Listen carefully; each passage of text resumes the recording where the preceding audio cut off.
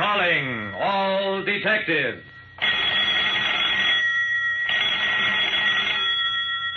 When too many Santa Clauses came to a Christmas party, what happened was something new in the way of crime.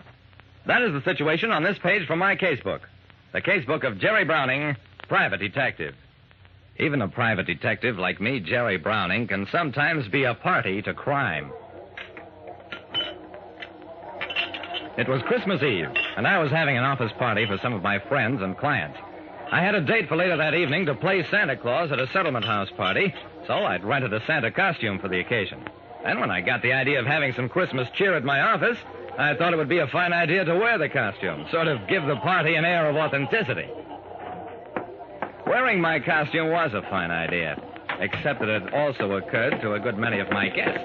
And there already were 4 other Santa Clauses milling around my office. I went up to greet the 6th Santa as he pushed his way in. Hello, Mr. Browning. The season's greetings to you from Santa Claus. Oh, hello, Dawson. You're the first Santa I ever met with a southern accent. Doggone it, Jerry. I've been working on that accent. That's all right, Dawson.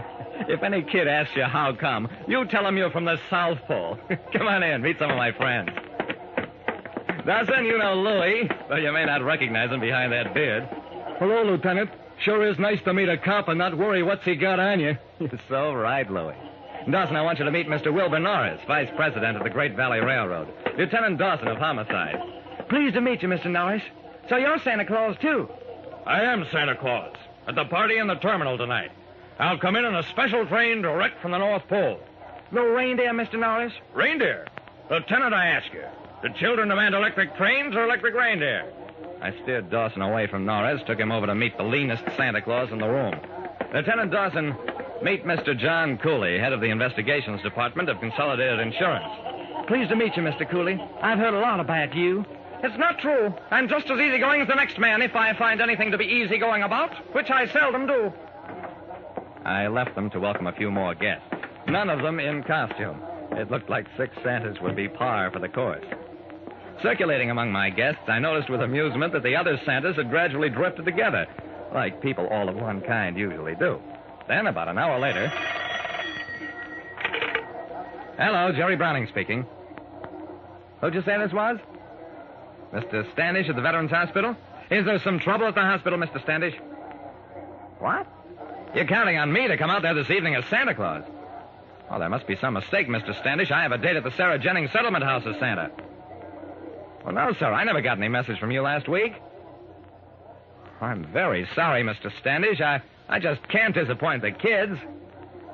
I'm sure you'll be able to get somebody else. It was just one of those things. A message I didn't get. But I felt terrible all the same, thinking of those guys at the Veterans Hospital. Well, if I couldn't be there, at least I could pay for the price of a professional Santa. I reached into my pocket for my wallet and felt nothing. My wallet was gone. And only a second later... I've been robbed. My wallet's been stolen. John Cooley grabbed at his own pocket. Lock the door. My wallet has also been stolen. We locked the doors all right, and then took inventory. My wallet was gone, so were those of Wilbur Norris, John Cooley, Lieutenant Dawson, and Louie. Every man in a Santa costume had been robbed, and nobody else. Just a minute, Jerry. There was one more Santa Claus in this room than there are now. Who was the 6th Santa? I thought about that for a while. Why, I don't know. I just assumed he was somebody I knew. Didn't anybody get his name? It developed that nobody got the strange Santa's name, and that the Santas in conversation had referred to one another as Santa or Mr. Claus. And nobody had noted the exact moment when the 6th Santa left the party with the wallet to the others. At that point, John Cooley had a thought. Browning, you were not one of our little group in costume. When did that spurious Santa have an opportunity to steal your wallet? Why, he didn't have any chance.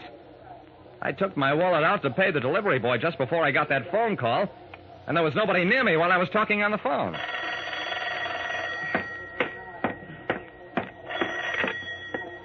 Hello, Jerry Browning speaking. Lieutenant Dawson? Yeah, he's here. Dawson walked over, took the phone. Lieutenant Dawson, homicide. Wilton's department store burglarized? But Commissioner, I'm homicide, not burglary. Well, no, Mr. Commissioner, I wasn't arguing with you. I was just explaining that I... Yes, sir, I'll go right over there. I'm sorry, Jerry. I got to go over to Wilton's, find out who'd steal a flock of stuff, and then leave the money to pay for it on a cashier's counter. Wait a second, Dawson. Somebody broke into Wilton's after it was closed, took a lot of things, and left the money to pay for them? Dawson, this I have to see.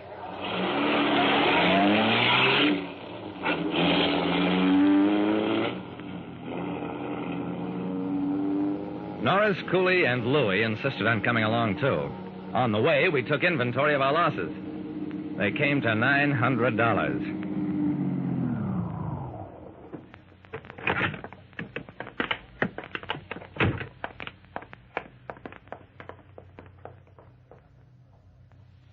The situation at the store was exactly as the commissioner had said. A flock of merchandise removed from departments all over the store, and on the cashier's table... Well, I'll be doggone. $900, Jerry. Something peculiar was going on. I stared at the money and had a creepy feeling. What kind of merchandise is missing? The store manager answered that one. We haven't fully accounted for everything, but it seems to be all things for men. Shirts, jackets, shaving sets, writing paper, fountain pens, pipes, tobacco. That's enough. I turned to Dawson. I've got a hunch, Dawson, and don't ask me how I got it, but I think we'd better go out to the Veterans Hospital.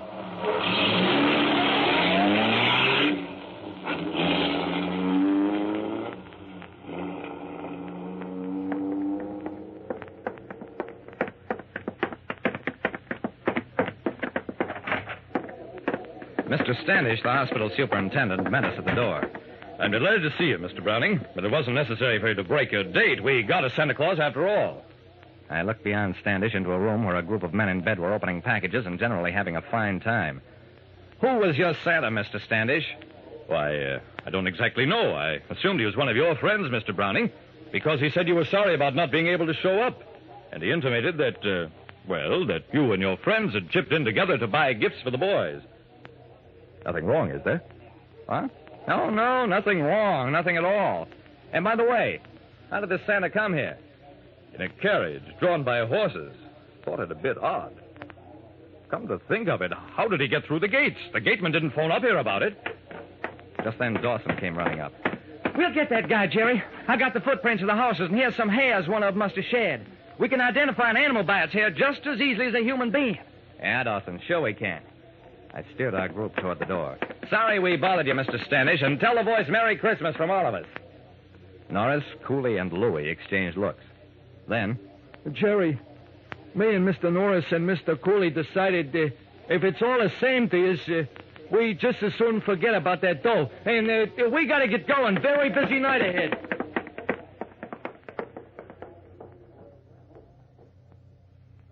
Well, that was just about all. We never did recover the money, though each of us got his wallet back by mail. Nothing missing except the money. We never learned the identity of the sixth Santa Claus either. But the day after Christmas at the crime lab, where Dawson insisted on taking the horsehairs for examination... Jerry, the lab man says these are reindeer hair. What do you think about that? I smiled at him. Dawson, I haven't got a thought in my mind. And that was absolutely all.